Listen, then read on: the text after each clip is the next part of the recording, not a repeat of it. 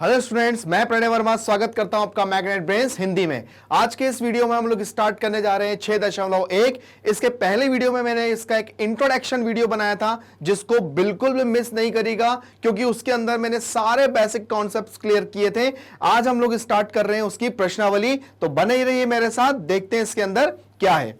चलिए 6.1 पहला क्वेश्चन है कि निम्नलिखित संख्याओं के वर्गों के इकाई के अंक क्या हैं। देखिए ये सारे इकाई के अंक हैं, अगर मैं इनका वर्ग करूं तो मुझे इकाई के स्थान पर क्या मिलेगा।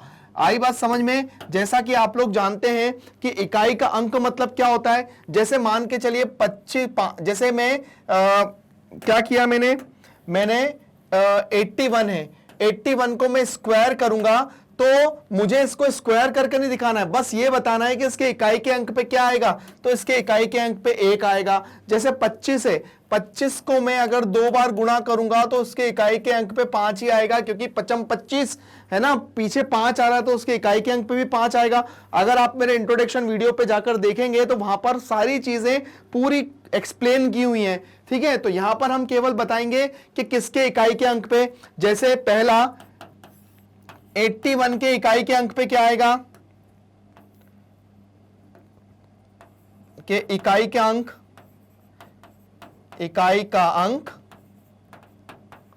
क्या है 1।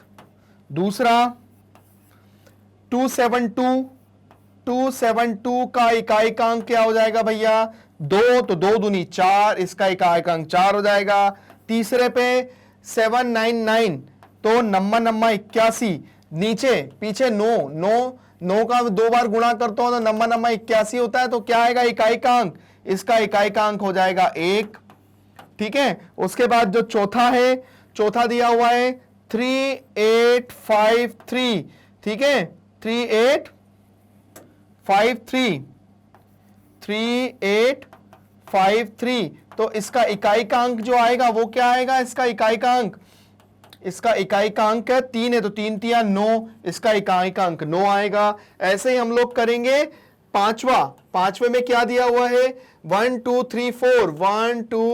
3 4, तो इसका इकाई का अंक क्या आ जाएगा, इसके इकाई के अंक में आ जाएगा 4 चौको 16, मतलब 6, है ना। ऐसे ही छठा को में क्या दिया हुआ है 26387, तो इसके इकाई के अंक में देखो 7 है, तो 7 7 जा 49, तो 9 आएगा, तो इसके इकाई के अंक में 9 आएगा। ऐसे ही सातवां है क्या है 52698, क्या है 52698, तो इसके इकाई के अंक पे क्या आएगा, इसके इकाई के अंक पे 8 है, तो 8 अठैया 64, मतलब 64, तो 64 में इकाई का अंक क्या है 4, ठीक है। वैसे ही 8 पे आता हूं मैं 99880, तो इसके इकाई के अंक में 0 है, तो क्या आएगा 0 ही आएगा।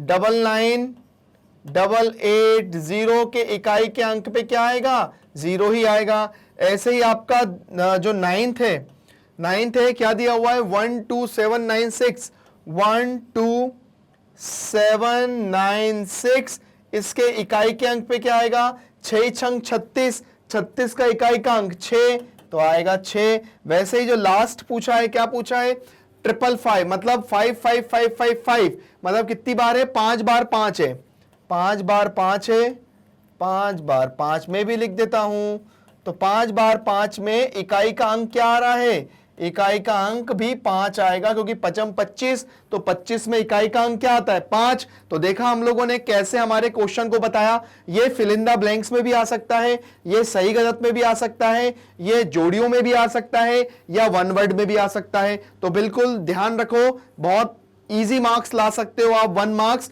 तो ये इन्हीं से ही बनते हैं 1 मार्क्स वाले जो क्वेश्चन है, ध्यान रखिएगा। चलिए आगे बढ़ जाते हैं। आगे बढ़ने पे मुझे बताया है निम्नलिखित संख्याओं स्पष्ट रूप से पूर्ण वर्ग संख्याएं नहीं है, इसका कारण दीजिए। तो ध्यान रखिए कि जिस भी संख्या के पीछे कुछ संख्या आती हैं वो पूर्ण वर्ग नहीं होती हैं। तो भैया सबसे पहले आपको पता होना चाहिए कि कौन सी संख्या पूर्ण वर्ग नहीं है। तो मैं लिख देता हूं यहां पर 2 के बाद बताओ मुझे कौन सी संख्या होगी 2 3 7 8, 2 3 7 8, ये संख्याएं जिस भी संख्या की इकाई स्थान पे होती हैं तो वो संख्याएं पूर्ण वर्ग नहीं होती हैं। तो आप लोग जैसे 7 पीछे आ रहा है, ये पूर्ण वर्ग नहीं है। 3 पीछे आ रहा है, ये पूर्ण वर्ग नहीं है।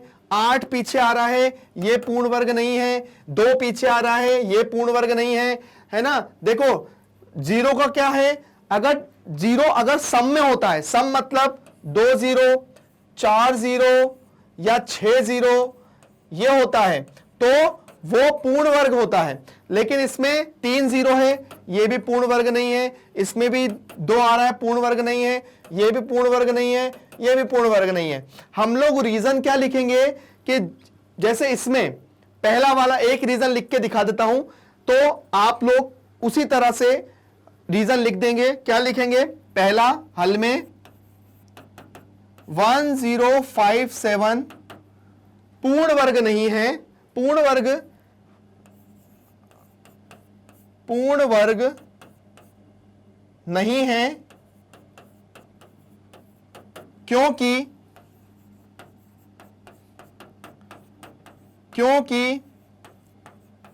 इसके इकाई के स्थान पे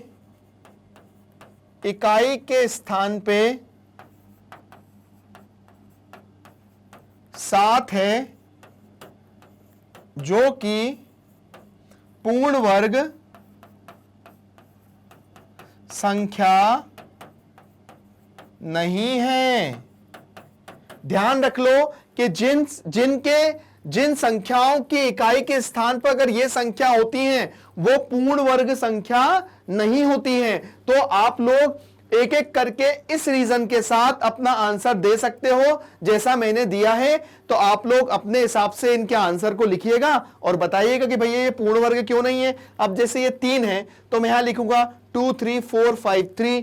क्या लिखूंगा कि भैया ये पूर्ण वर्ग संख्या नहीं है या ये पूर्ण वर्ग नहीं है। क्यों नहीं है, क्योंकि इसके इकाई के स्थान पे क्या आ रहा है, 3 आ रहा है जो कि पूर्ण संख्या नहीं है, इसलिए। आया समझ में।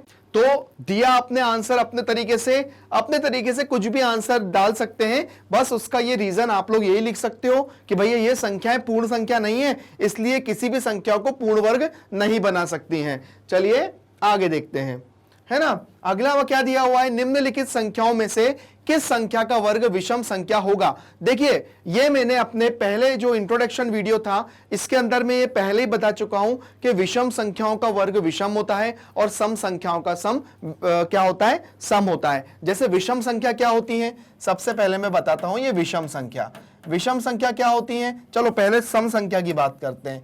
सम संख्या क्या है, सम संख्या जैसे जो चालू होती है 0 2 4 6 8, ये सम संख्या होती है। और विषम संख्या क्या होती है, विषम संख्या क्या होती है, जिनको ये होते हैं इवन, ये होते हैं ऑड। विषम संख्या क्या होती है, ये होती है 1 3 5 7 9, ये विषम संख्या होती है। मतलब जब मैं इनका वर्ग करूंगा तो मुझे यही संख्या मिलेंगी। जैसे 7 का जब मैं वर्ग करता हूं तो क्या मिलेगा, 49, जो भी एक विषम संख्या है। ठीक है, अगर मैं 6 का करता हूं, 6 का वर्ग करता हूं तो 6 छंग 36, यह भी एक सम संख्या है जो 2 से आराम से कट जाएगी। वैसे ही अगर यहां पर मैं बात करता हूं, किसकी बात कर रहे हैं, विषम संख्या की, तो देखो ये 431, इसका वर्ग करूंगा तो विषम संख्या मिलेगा पहला। तीसरा क्या है, तीसरा ये है 7779, इसका भी मैं वर्ग करूंगा तो मेरे को विषम संख्या मिलेगी। मतलब इसका पहला और तीसरी संख्या ऐसी हैं जिनको मैं वर्ग करूंगा तो मुझे इसका आंसर क्या मिलेगा, विषम मिलेगा। विषम पूछा है ना, विषम संख्या मिलेगा। आया समझ में। क्योंकि इसके पीछे 6 है और 6 काय में आता है, सम संख्या में आता है। इसके पीछे 4 है जो काय में आता है, सम संख्या में आता है। तो क्लियरली कह सकते हैं, हम जानते हैं, आप लोग इसका आंसर ऐसे देख सकते हो कि भाई हम जानते हैं कि विषम संख्याओं का वर्ग विषम संख्या होता है, अर्थात विषम संख्याएं ये होती हैं। ठीक है, तो हम इनमें से बता सकते हैं कि भैया ये विषम संख्या है इसलिए इसका वर्ग भी विषम संख्या होगा, और ये भी विषम संख्या है इसलिए इसका वर्ग भी विषम संख्या होगा। देखा कितना आसान था इसका रीजन देना। चलिए आगे बढ़ते हैं। आगे देखिए हमें एक पैटर्न दिया हुआ है। क्या दिया हुआ है, निम्न प्रतिरूप का अवलोकन कीजिए और एक रिक्त स्थान भरिए। आपने देखा होगा कि देखिए यहां पर 11 का मैंने जब वर्ग किया तो मुझे 121 मिला। जब 11 के बीच में 0 आ गया तो मैंने एक एक 0 करता गया। वैसे यहां पे 2 0 हैं तो बीच में 2 0 बढ़े, तो उसके आगे यहां पर जैसे कितने 0 हैं, यहां पर 1 2 3 4 0 हैं, तो मैं क्या करूंगा 1 2 3 4, तो यहां पर कितने 0 मिलेंगे, चलिए मैं रख देता हूं यहां पर 0, कितने हो जाएंगे 1 2 3 4, फिर उसके बाद 1 2 3 4। तो देखा आप लोगों ने, एक पैटर्न को समझते हुए यहां पर मैंने काम किया। अब यहां पर आपको कितने दिख रहे हैं 1 2 3 4 5 6, तो चलिए यहां पे रखेंगे 1 2 3 4 5 6, फिर 2 रखने के बाद 1 2 3 4 5 6, फिर ये रख दिया। तो देखिए हमने एक पैटर्न का अवलोकन करके हमने इसको कैसे सॉल्व किया वो आपने क्लियर देखा, कि हमने देखा है जब हम लोग इसको यहां पे हमने देखा कि 1 0 था, दोनों के बीच में 1 1 0 आ गया, 2 और 1 के बीच में 1 2 और 1 के बीच में, यहां पे 2 0 थे तो दोनों के बीच में 1 1 0 2 2 0 आ गए, यहां पे 4 0 थे तो 1 2 1 के बीच में 4 4 0 आ गए, और यहां पे कितने 0 थे 1 2 3 4 5 6, तो देखिए 1 2 1 के बीच में कितने हो गए 6 6 0 आ गए। तो हमने एक पैटर्न को फॉलो करके हमने इसको किया, बहुत ईजी है। हम आगे बढ़ते हैं। देखिए यहां पर भी आपको एक पैटर्न दिख रहा है, क्या दिख रहा है यहां पर, देखिए यहां पर आपको जब किया 121 आया, हमने जब इसको किया इतना आया, जब हमने 3 बार किया तो देखो यहां पर 3 बार जाने के बाद 2 और 1 वापस से रिपीट होने लगा, है ना। जैसे यहां पर एक बार किया था तो 1 2 1, उसके बाद 3, यहां पे 3 1 है तो यहां पर 1 2 3 3 बार गया, फिर उसके बाद 2 1 वापस से रिपीट हो गया। वैसे यहां पर 1 0 1 0 1 है, तो देखो ये पैटर्न क्या होगा आप जान सकते हैं, ये पैटर्न क्या होगा। आप इस पैटर्न को देख के क्या समझ रहे हैं, आपकी क्या प्रतिक्रिया होगी इस पैटर्न को देखकर, आपको क्या क्या समझ आ रहा है बताइए। जैसे यहां पर कितने हैं 1 2 3 4 हैं, तो यहां पर क्या होगा 1 0 2 0 3 0 4 0। अब देखिए यहां तक गया, अब ये फिर से रिपीट होगा, कहां रिपीट होगा, ये फिर से इसको पीछे आप रिपीट कर दो तो क्या रिपीट हो जाएगा 2 0 1, ये फिर से मतलब फिर से रिपीट हो जाएगा, ये जो चीज होंगी ये फिर से रिपीट हो जाएगी। मतलब इससे आपको क्या अंदाजा लग रहा है, जैसे यहां 3 है तो यहां पे आपने रिपीट किया, 3 के बाद ये 0 2 1 फिर से रिपीट हो गया, वैसे ही आपने 4 किया। अब देखो यहां पर भी एक आपको एक रिपीटेशन दिख रहा होगा, तो आपको लग रहा है यहां पे कितने हो सकते हैं, देखिए 1 1 2 3 5 तक जा रहा है, फिर उसके बाद इनने 5 के बाद उसको रिपीट किया, है ना, जैसे 3 2 1, तो यहां पर भी वो चीज रिपीट होगी, कैसे, यह हो जाएगा 0, फिर उसके बाद हो जाएगा 3, फिर उसके बाद हो जाएगा 2, फिर उसके बाद हो जाएगा 1, ऐसे रिपीट हुआ, है ना। ऐसे यहां पर हो जाएगा तो 1 0 1 0 1 0, मतलब कितने 1 2 3 4 5, तो उसका पैटर्न ये इस तरह से हो जाएगा। मतलब आपको समझ में आ रहा है, इन लोगों ने यहाँ पे 4 1 था तो 4 1 के बाद वो पैटर्न रिपीट हुआ, यहाँ पे 3 था तो 3 तक गया, वो पैटर्न फिर से 0 1 फिर से रिपीट हुआ। वैसे यहाँ पर ये 4 था तो 4 तक गया, फिर से रिपीट हुआ। वैसे यहाँ 5 था तो फिर से ये पैटर्न रिपीट हुआ। तो इस तरह से हमने इस क्वेश्चन को सॉल्व किया और एक पैटर्न को फॉलो करते हुए हमने इसको कंप्लीट किया। तो आपको बहुत अच्छे से समझ में आया होगा कि ये पैटर्न किस तरह से फॉलो हुआ। चलिए आगे बढ़ते हैं। देखिए क्या दिया हुआ है, दिए गए प्रतिरूप का उपयोग करते हुए लुप्त संख्याओं को प्राप्त कीजिए। ठीक है, दिए हुए पैटर्न का दिए गए प्रतिरूप का उपयोग करते हुए लुप्त संख्याओं को प्राप्त कीजिए। ठीक है, अब देखिए आपने इसमें एक पैटर्न समझ में आ रहा होगा, आपको क्या समझ में आ रहा होगा, देखिए यहां पर 2 का जब गुणा 1 में करूंगा, 1 का देखिए 1 2 और 4 और यहां पे 3 लिखा हुआ है ना। आपने एक पैटर्न समझा, अगर मैं 1 का गुणा 2 में करता हूं तो 2 ही आएगा, 2 का गुणा 3 में करता हूं तो 6 आएगा, 3 का गुणा 4 में करता हूं तो 12 आएगा, तो 4 का गुणा जब 5 पे करूंगा तो कितना आएगा यहां पर 20, तो 20 लिख देता हूं। ठीक है, उसके बाद 5 का गुणा 6 में करूंगा तो 6 पंजे 30 मिल जाएगा, और उसके बाद 6 7 42 यहां हो जाएगा 42। ठीक है, ये तो मैंने फिल कर दिया। अब उसके बाद देखिए आपने देखा होगा यहां पे एक संख्या बढ़ रही है, जैसे 6 और 1 7, 12 और 1 13, 20 और 1 21, 30 और 1 31, तो 41 और ये हो जाएगा 43। तो देखिए पैटर्न को समझते हुए हमने इसको भी सॉल्व किया। तो ये एक एक मार्क, दो दो मार्क से क्वेश्चंस हैं, ध्यान से करिएगा, गलती ना हो। किस तरह से हम इन क्वेश्चन को सॉल्व करेंगे और कैसे हमारा पैटर्न चलेगा, इस पे ध्यान दीजिएगा। एक बार फिर से समझ लीजिए। देखिए हमने यहां पर करा 1 का गुणा 2 में किया तो 2 आ गया, तो 2 एकम 2, 2 तिया 6, 4 तिया 12, 4 पंजे 20, 5 छक्के 30 और 6 7 42। अब इसकी भरने की बारी आ रही थी, देखा होगा आपने एक नंबर यहां से बढ़ रहा है, 2 और 1 3, 6 और 1 7, 12 और 1 13, 20 और 1 21, 30 और 1 31, 42 और 43 बढ़ रहा है ना। इस तरह से अपने पैटर्न को हमने फॉलो किया और इसको सॉल्व किया। आगे क्वेश्चन है योग संक्रिया किए बिना योगफल ज्ञात कीजिए। मतलब हमें योग नहीं करना है, ये एक पैटर्न भी इंट्रोडक्शन में था। मुझे क्या करना है, ये इनका योग नहीं करना है, बस आपको देखना है कितने 1 2 3 4 5, 5 का स्क्वायर कितना हो जाएगा 25। ठीक है, अब ये कितने हैं 1 2 3 4 5 6 7 8 9 10, 10 है तो 10 का स्क्वायर कितना हो जाएगा 100। मतलब इन सब का योग अगर करूं तो 100 आना चाहिए, पर मुझे योग नहीं करना है, मुझे केवल पैटर्न फॉलो करना है। कितना हो जाएगा 1 2 3 4 5 6 7 8 9 10 11 12, 12 का स्क्वायर, 12 का स्क्वायर होता है 144। ठीक है, तो देखा आप लोगों ने, मैंने योग नहीं किया है ना, मैंने केवल पैटर्न को टोटल किया। ये जो होता है, ये पैटर्न होता है विषम संख्याओं का योग, विषम संख्याओं के योग से ये निकलता है। ठीक है, जो कि हमने इंट्रोडक्शन में भी किया था। क्या किया है, केवल हमने काउंटिंग की 1 2 3 4 5 है ना। इसका फॉर्मूला भी होता है, क्या होता है, n संख्याओं का जो योग होता है वो n स्क्वायर होता है। यहां हमने एक फॉर्मूला पढ़ा भी था जो कि इंट्रोडक्शन में मिलेगा आपको, है ना। 1 2 3 4 5, 5 का स्क्वायर हो गया 25।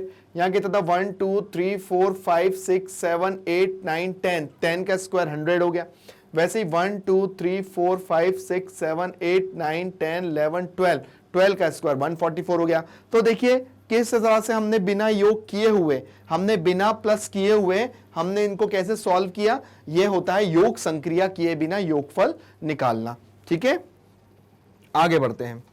आगे दिया हुआ है 49 को 7 विषम संख्याओं के योग से रूप में लिखिए। 49 को 7 विषम संख्या, तो सबसे पहले हम लोग विषम संख्या लिख लेते हैं। हमें 11 भी चाहिए होंगी, तो सबसे पहले हम विषम संख्या लिख लेते हैं। क्या होती है विषम संख्या, 1 3 5 7 9 11 13 15, तो हो गई 1 2 3 4 5 6 7 8 है ना। उसके बाद होती है 19, फिर होती है 21, फिर होती है 23, फिर होती है 25, फिर होती है 25, फिर होती है 27। कितनी हो गई 1 2 3 4 5 6 7 8 9 10 11 12 13 लिख लिया। अब देखिए 49 को 7 विषम संख्याओं में कैसे लिखेंगे, तो देखिए कैसे लिखेंगे। पहला वाला देखो 1 2 3 4 5 6 और 7, बिल्कुल लाइन से 1 3 5 7 9 11 13। तो 1 2 3 4 5 6, तो 1 2 3 4 5 6 7, तो 7 का जब स्क्वायर करूंगा तो कितना आ जाएगा 49।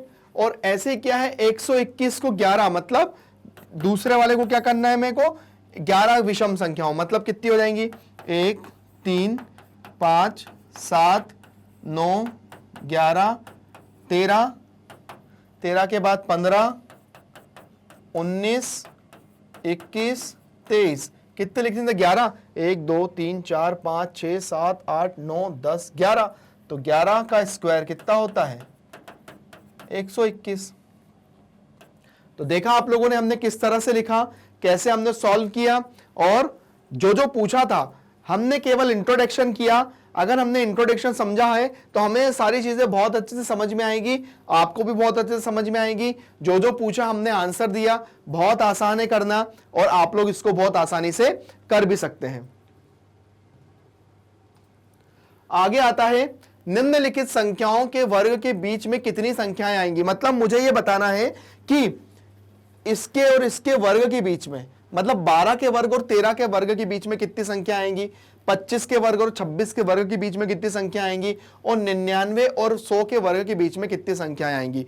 तो देखिए क्या है, हमने यहां पर एक इंट्रोडक्शन में फॉर्मूला किया था कि n स्क्वायर और n+1 के स्क्वायर का जो होता है योग, वो कितना होता है, 2n होता है, ठीक है ना, वो 2n के बराबर होती हैं, ठीक है, 2n के बराबर होती है।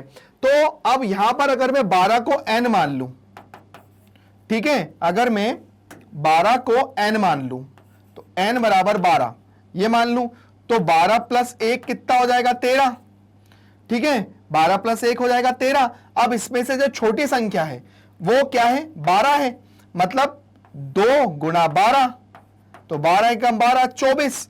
तो अब मुझसे पूछा क्या है, मुझसे पूछा ये है, यहां पे मैं ऐसा कर लेता हूं 2n, तो ये n, तो ये हो जाएगा 2 × यहां पे जो छोटा है ना उससे गुणा करते हैं तो 24।